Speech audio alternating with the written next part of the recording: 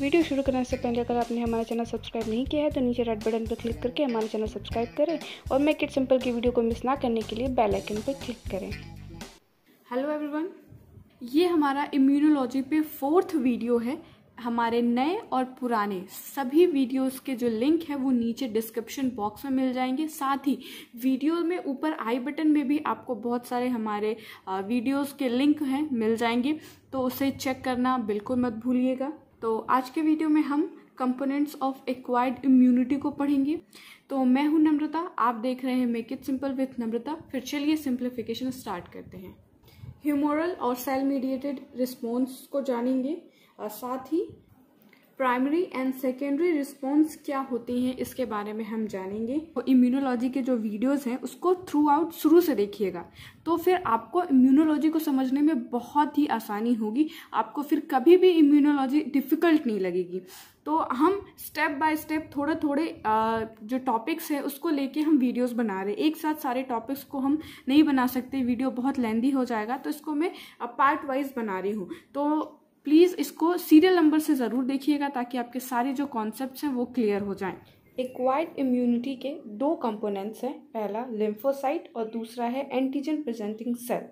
तो लिम्फोसाइट्स के अंतर्गत आते हैं B cell and T cells, और एंटीजन प्रेजेंटिंग सेल जिसे हम APCS भी कहते हैं शॉर्ट में, इसके अंतर्गत आते हैं इओसिनोफिल और न्यूट्रोफिल्स और एक्सेट्रा। ठीक है, तो सबसे पहले हम लिम्फोसाइट सेल की बात कर लेते हैं। तो जैसे कि हमने डायग्राम में ये बनाया हुआ है, तो ये है हमारा बी सेल और ये है हमारा टी सेल। तो ये सभी जो हैं ये दोनों ये लिम्फोसाइट सेल्स हैं, और यहाँ पे हम एंटीजन प्रेजेंटिंग सेल की बात कर रहे हैं। तो मान लीजिए ये हमारा एंटीजन प्रेजेंटिंग सेल है।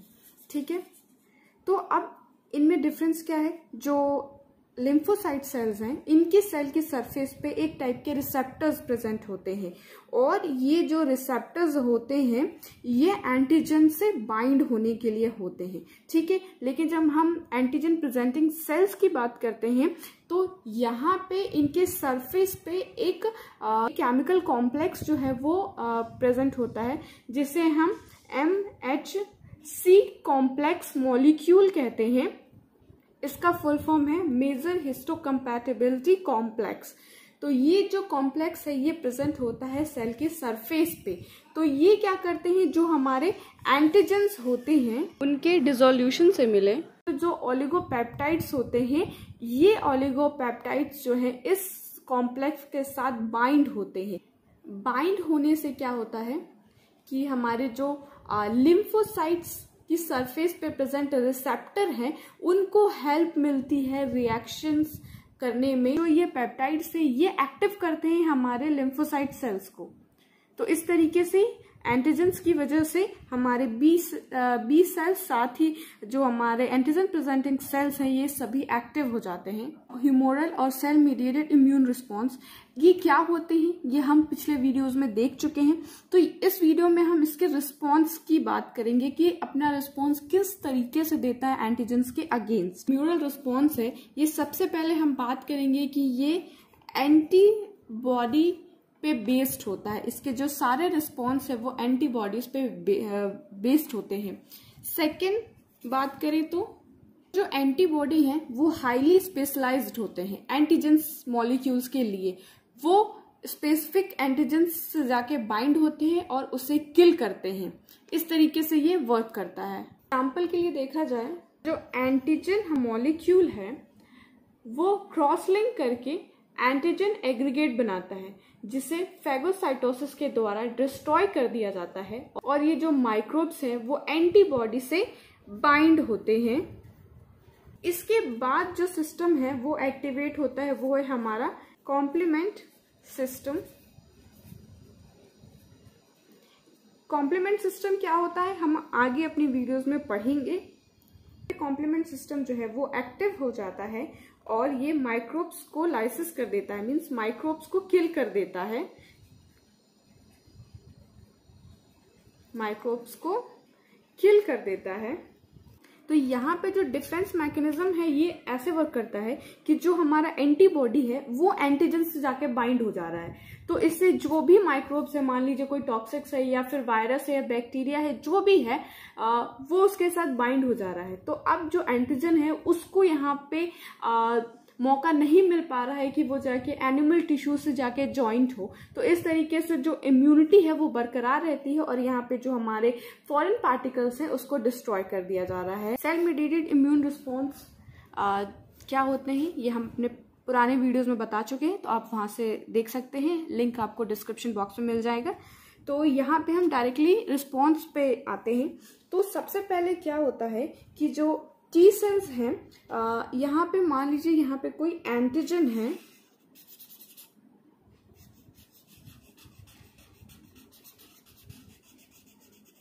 ये कोई हमारा एंटीजन है जो इन्फेक्शन कॉज करने के लिए रेडी है। और यहाँ पे जो हमारा ये टी सेल है, ये हमारा टी हेल्पर सेल है। जैसा कि अभी हमने बताया था कि किस तरीके से एंटीजन प्रेजेंटिंग सेल्स के एमएचसी ग्रुप की वजह से जो हमारे लिम्फोसाइट सेल्स हैं वो एक्टिव होते हैं। तो जैसे ही जो टी सेल्स हैं उनकी कांटेक्ट में जब MHC molecule with antigen peptides आते हैं तो ये जो टी सेल्स हैं वो एक्टिव होते हैं। तो यहाँ पे वही प्रोसेस होगी कि यहाँ पे जो टी सेल्स हैं वो हमारे एक्टिव हो चुके हैं। जो ये एक्टिवेटेड हेल्पर टी सेल्स हैं ये सिक्रीट करती हैं साइटोकाइनेज को। तो साइटोकाइनेज के एक्टिवेशन के बाद जो साइटोकाइनेज है वो एक्टिवेट करेगा बी सेल, टी सेल और फेगोसाइटिक सेल को।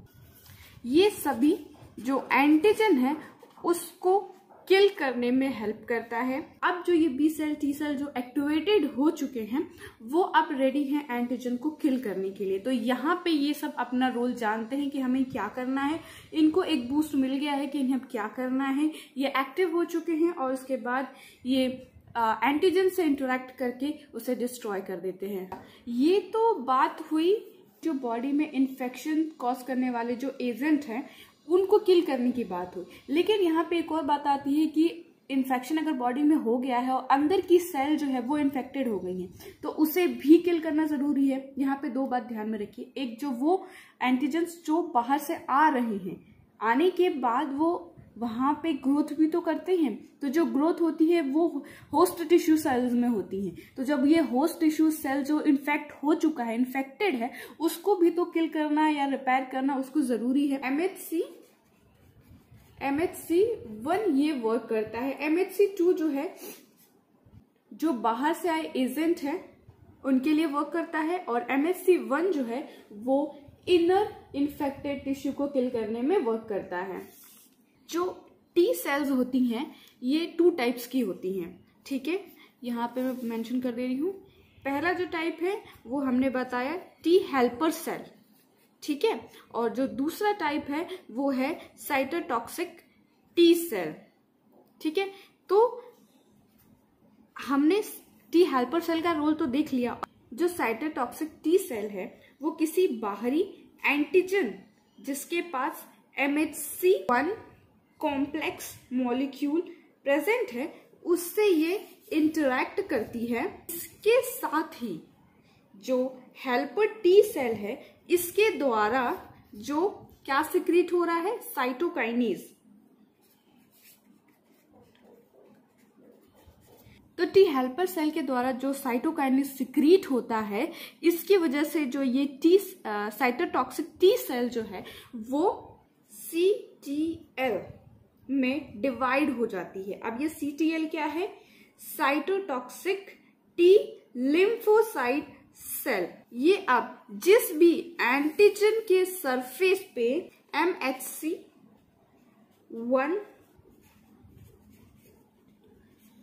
पेप्टाइड कॉम्प्लेक्स प्रेजेंट होता है उसे ये डिस्ट्रॉय कर देती है। एक बार और इसको हम देख लेते हैं। हमने देखा कि कैसे बी सेल और टी लिम्फोसाइट सेल एक्टिव होता है, ठीक है। उसके बाद एंटीजन प्रेजेंटिंग सेल, कैसे ये दोनों किसमें रिलेशन कैसे है और कैसे ये एक्टिव होने के बाद टी सेल को भी एक्टिव करता है। तो टी सेल जो है वो 2 टाइप्स के होंगे, टी हेल्पर सेल और cytotoxic T cell. T helper cell का हमने अभी देखा कैसे वो रिस्पॉन्स करता है, यहाँ पे हम साइटोटॉक्सिक टी सेल को देख रहे हैं। तो साइटोटॉक्सिक टी सेल जो है वो CTL में डिवाइड होता है, जो कि एंटीजन के पास जो MHC1 ग्रुप होता है इसके साथ और टी हेल्पर सेल के द्वारा जो सिक्रीट होती है साइटोकाइनेज एंजाइम, इस दोनों के द्वारा ये डिवाइड हो जाता है CTL सेल्स में। फिर ये जो साइटोटॉक्सिक टी सेल्स हैं ये उस एंटीजन्स को डिस्ट्रॉय करते हैं जिसके भी सरफेस पे MHC1 पेप्टाइड कॉम्प्लेक्स प्रेजेंट होता है। तो इस तरीके से जो टी सेल्स है वो अपना रिस्पॉन्स शो करता है। अच्छा, इस टाइप की सेल्स जिनकी सरफेस पे MHC1 पेप्टाइड कॉम्प्लेक्स प्रेजेंट होता है इसे हम सेल्फ ऑल्टरेट सेल कहते हैं। ऐसी जो सेल्स होती हैं वो वायरस के द्वारा या इन्फेक्टेड हो सकती हैं या फिर वो कैंसर सेल्स होती हैं। और इस टाइप के सेल्स को डिस्ट्रॉय करने के लिए मेनली टी सेल्स जो होती हैं, टी हेल्पर सेल और साइटोटॉक्सिक टी सेल्स जो हैं वो ज्यादा एक्टिव होती हैं। तो नेक्स्ट जो हमारा टॉपिक है वो है primary and secondary immune response. जब हमारी बॉडी में कोई पैथोजन एंटर नहीं करता है तो जो हमारा इम्यून प्रोवाइडर है, cell like B cell, T cell, ये सब इनएक्टिव फेज में रहता है, जिसे हम naive B cell and naive T cell कहते हैं। ये तब कहते हैं जब ये इनएक्टिव फेज में रहते हैं। लेकिन जब एंटीजन से इनका इंटरेक्शन होता है तो ये नैनिव सेल जो हैं वो कैसे डिवाइड होते हैं मेमोरी बी सेल में, प्लाज्मा सेल में, और किस तरीके से एंटीजन से अगेंस्ट इंटरेक्ट करते हैं ये हम देखते हैं। मान लीजिए कि ये एक एंटीजन है, तो जैसा कि थ्योरी में हमने बताया है कि जब ये एंटीजन नैनिव बी और नैनिव टी सेल के इंटरेक्शन में आता है, कांटेक्ट में आता है, तो क्या होता है, जो हमारा बी सेल है और जो टी सेल है वो 2 पार्ट्स में जो है वो डिवाइड हो जाता है, ठीक है। तो यहाँ पे मेमोरी सेल बनाता है और प्लाज्मा सेल बनाता है, ठीक है। तो जो प्लाज्मा सेल है उसका काम क्या है, उसका काम है एंटीबॉडी का प्रोडक्शन और उसका सिक्रेशन।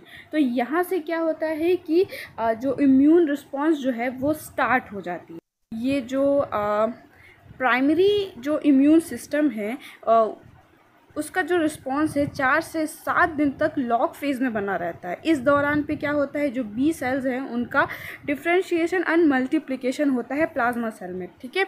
और इसके बाद जो सीरम से रिलेटेड जो एंटीबॉडीज़ है इनके स्तर में तेज़ी से वृद्धि आती है और 14 दिन में ये अपने पीक पे पहुंच जाता है और इसी स्टेज में कुछ दिन तक बना रहता है। फिर जो क्या होता है, इनमें इनकी जो नंबर्स हैं उनमें कमी आना शुरू हो जाती है क्योंकि प्लाज्मा सेल जो है वो मरने लगती है, ठीक है। तो जो प्राइमरी सेल जो प्राइमरी इम्यून रिस्पॉन्स है इसमें जो हमने एक सेकेंड पार्ट देखा, जो बी सेल है, मेमोरी बी सेल है, वो जो एंटीबॉडी का प्रोडक्शन नहीं करती है और ये G0 फेज में आजीवन मतलब लंबे समय तक शरीर में बनी रहती है। कुछ प्रकार के जो मेमोरी सेल होते हैं वो एनिमल्स में लाइफ लॉन्ग तक रहते हैं। जब इस एंटीबॉडी से रिलेटेड कोई जो एंटीजन है दोबारा बॉडी में एंटर करता है तो जो ये मेमोरी सेल्स है वो उसको पहचान लेती हैं और इनका जो है वो इम्यून रिस्पॉन्स जो है वो स्टार्ट हो जाता है। तो जो इम्यून रिस्पॉन्स है वो 1 से 3 दिन के जो अंदर है वो स्टार्ट हो जाता है और 7 दिन के अंदर जो इनका रिस्पॉन्स करने का जो लेवल है वो अपने पीक पे पहुंच जाता है। तो ये इनके काम करने की जो तीव्रता है जो वो प्राइमरी रिस्पॉन्स के स्तर से 100 से 1000 गुना अधिक तेज़ी से होता है और इसे हम सेकेंडरी इम्यून रिस्पॉन्स कहते हैं। हम सेल मीडिएटेड इम्यून रिस्पॉन्स को पढ़ेंगे। इसे हम रे डायग्राम से समझने की कोशिश करेंगे। मोड ऑफ एक्शन हमने सभी जो इम्यून रिस्पॉन्स है उसके देख चुके हैं, यहाँ पे हम उसको समरी वे में समझेंगे, ठीक है। तो जैसे कि हम देख रहे हैं कि हमारे पास जो मैच्योर टी सेल है वो जब एंटीजन से इंटरेक्ट करता है तो एंटीजन जिसके पास ऑलरेडी MHC कॉम्प्लेक्स प्रेजेंट है उससे इंटरेक्ट करता है तो जो टी सेल है वो 3 पार्ट में डिवाइड हो जाते हैं, helper T cell, cytotoxic T lymphocyte cell और टी मेमोरी सेल। ठीक है, तो यहाँ पे हम सबसे पहले बात कर लेते हैं साइटोटॉक्सिक टी लिम्फोसाइट सेल की। ठीक है, तो इनमें जिनमें एंटीजन में MHC कॉम्प्लेक्स प्रेजेंट होता है उसको रिकॉग्नाइज करके उसको किल करता है, और ये हमारा primary cell mediated immune response है, और इसका जो रेट ऑफ रिएक्शन है वो थोड़ा स्लो होता है। अब जब हम यहाँ बात करते हैं टी मेमोरी सेल की, तो जो मेमोरी सेल, जैसा कि हम पहले भी इसका मोड ऑफ एक्शन देख चुके हैं, तो वो डायरेक्टली जो है वो एंटीबॉडी का प्रोडक्शन करता है और डायरेक्टली एंटीजन को जो है वो किल करता है। तो ये जो इसका रेट ऑफ रिएक्शन है वो बहुत फास्ट है, और इसे हम secondary cell mediated immune response कहते हैं। आई होप आपको हमारे ये सिंप्लीफिकेशन पसंद आया होगा, तो वीडियो को लाइक शेयर ज़रूर करें। वीडियो से रिलेटेड कोई क्वेश्चन हो तो नीचे कमेंट बॉक्स में कमेंट करके बताएं। Thank you so much for watching.